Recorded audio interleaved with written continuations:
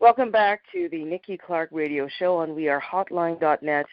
And joining us today is a amazing woman in the community. She's an author and she's also a psychotherapist. Please welcome Roxanne Derhodge to the show. How are you doing today, Roxanne? I'm awesome. Thanks so much for having me on, Nikki.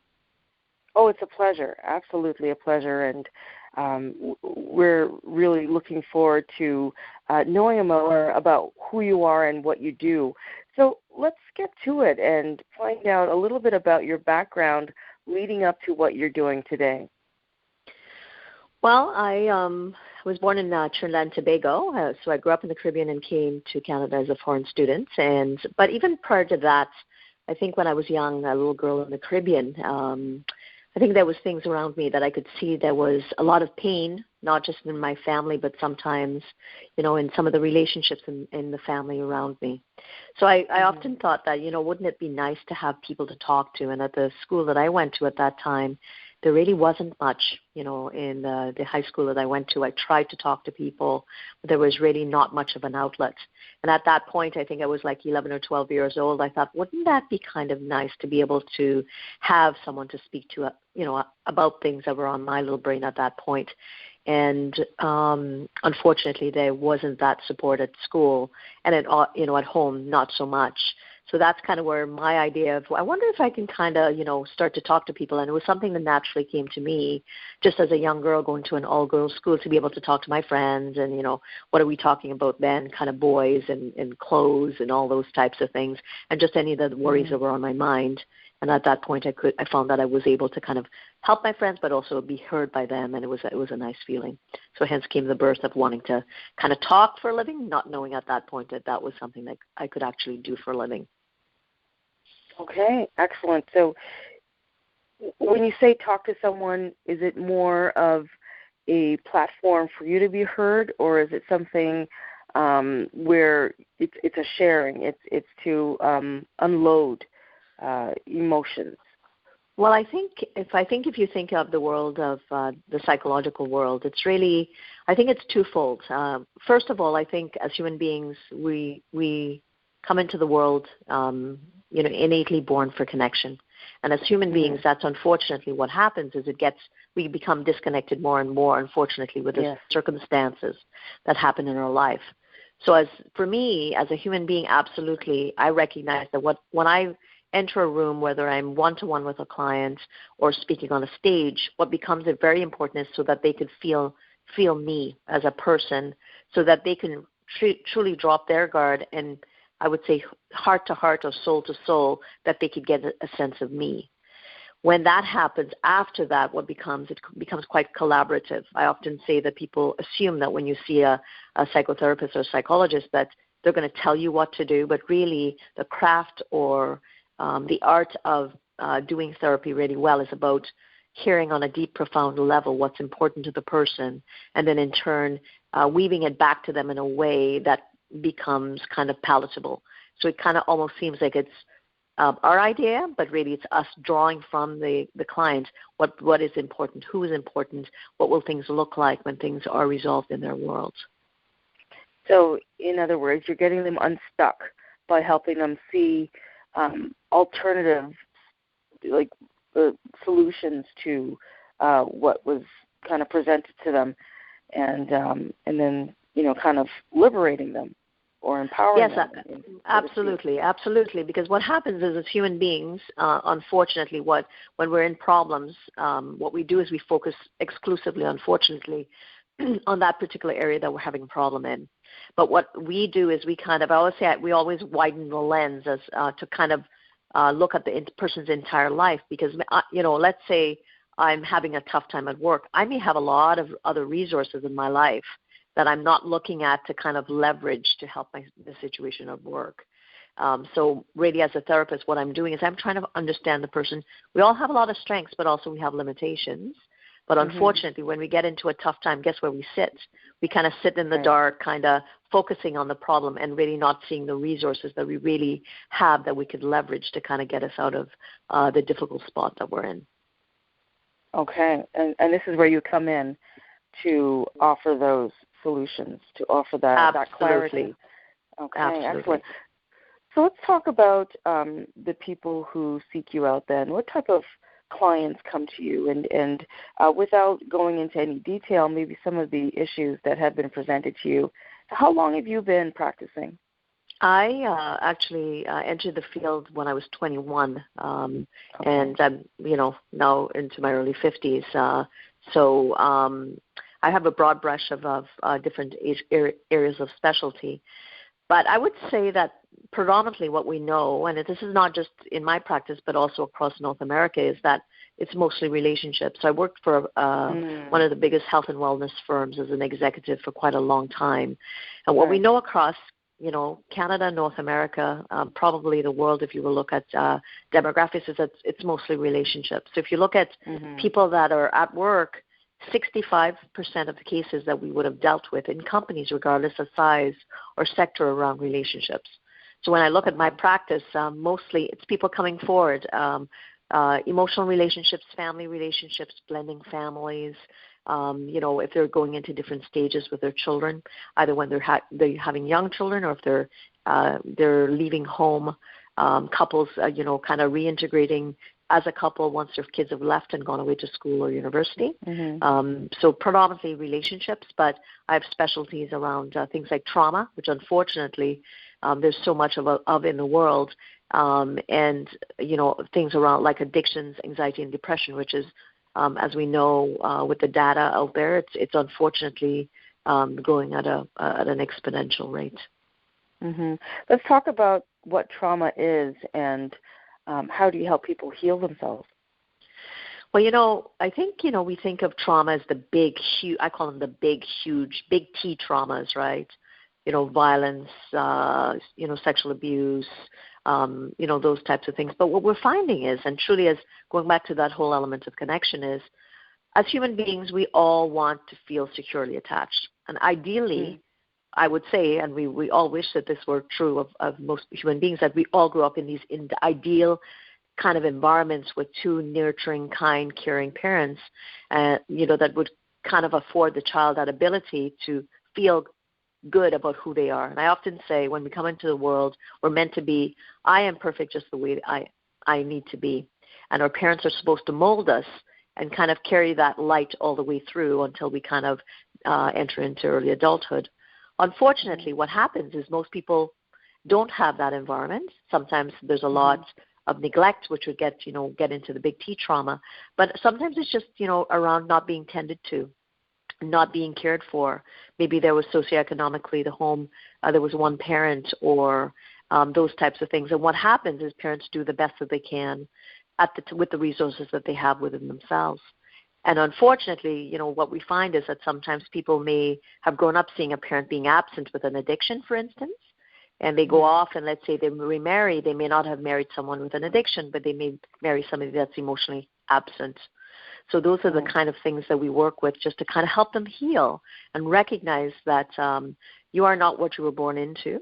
You can heal that emotional part of you and in turn kind of grow that part up to the level that you need to be today, and kind of present that part of yourself to the world so you could get the kind of connection that you need to have a fulfilling, satisfying relationship and then turn life.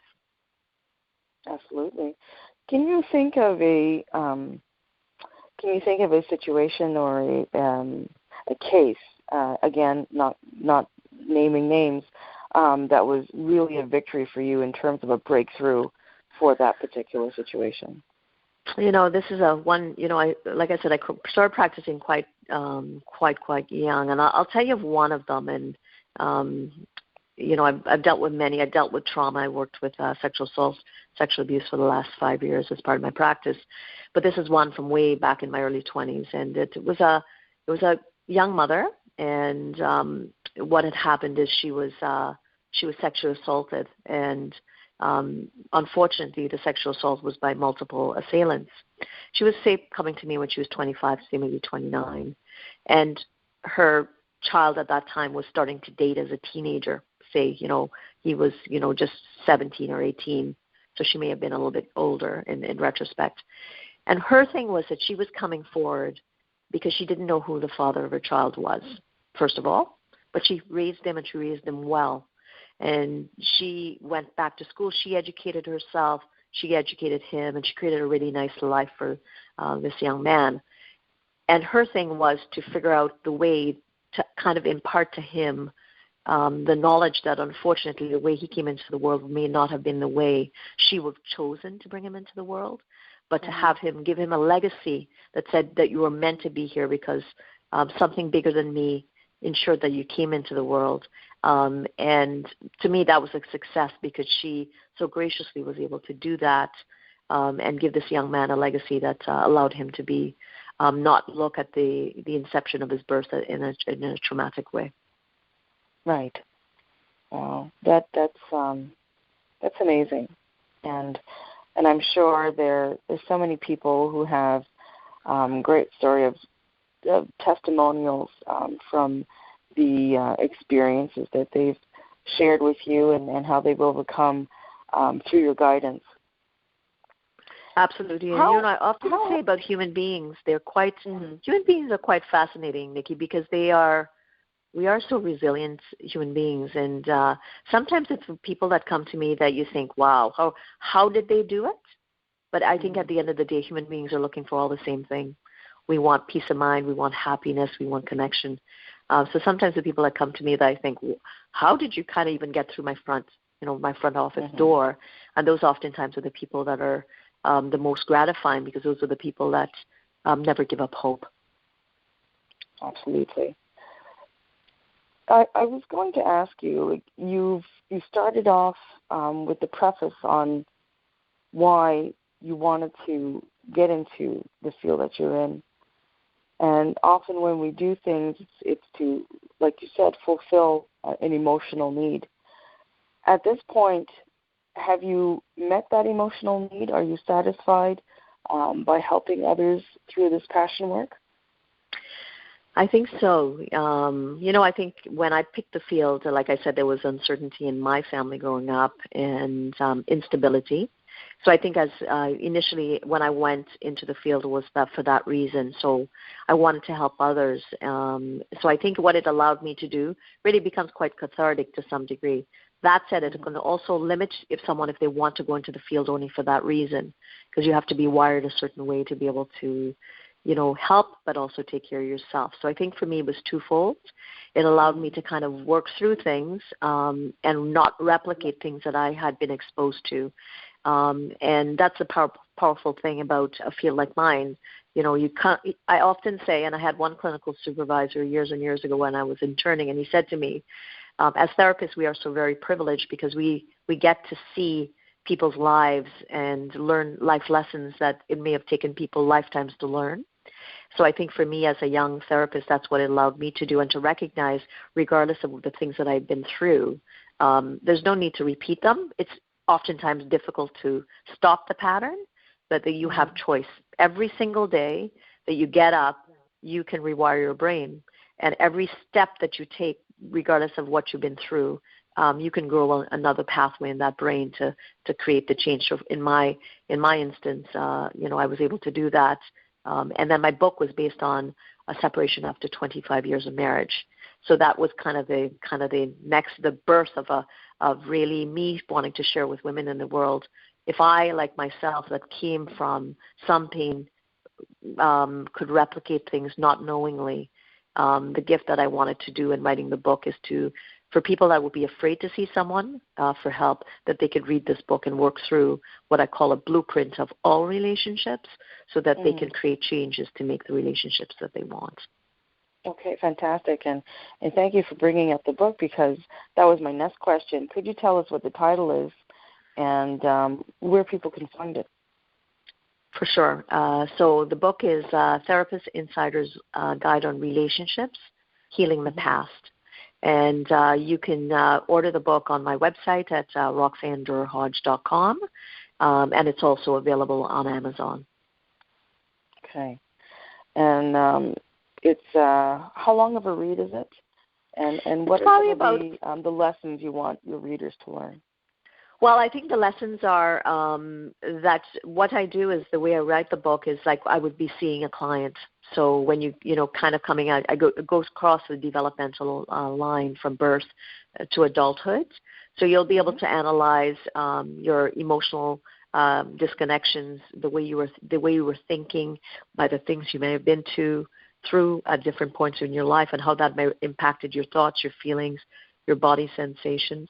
It'll also kind of help you understand kind of the connections that you have in the life with the ones that don't work, maybe why they don't work, and how to analyze whether you want to keep those connections or if you want to shift them, or if you need to get rid of them. I will talk about that a bit, but we'll also talk about strategies that you can actually do to really connect with yourself in order to make those changes. Because a lot of times the things that we're going through are very unconscious. So there's a lot of mindfulness and slowing down strategies that will allow you to connect to that deep part of yourself that we often don't slow to listen to really kind of understand what you need to change. Excellent. Is there something that you could offer right now as maybe brief advice to someone who's listening? We have listeners from all over the world who may be at some point going through a trauma or going through some difficulty, and they're hearing you right now, and they need to make change, but they don't know how to go about it. What would you advise them? Well, the first thing I would say to them is you're not alone. You've probably heard this term, you're not the first and the last. And the first thing that what any human being needs to do is to connect. So what we know about the brain is that when we're in a tough time, we disconnect from the front part of the brain, which is the logical part of our brain, and we get stuck into the limbic part of the brain, and we get stuck in adrenaline and cortisol. So the first thing I say to people is reach out to anybody at all that could help you have a different perspective on what you're going through.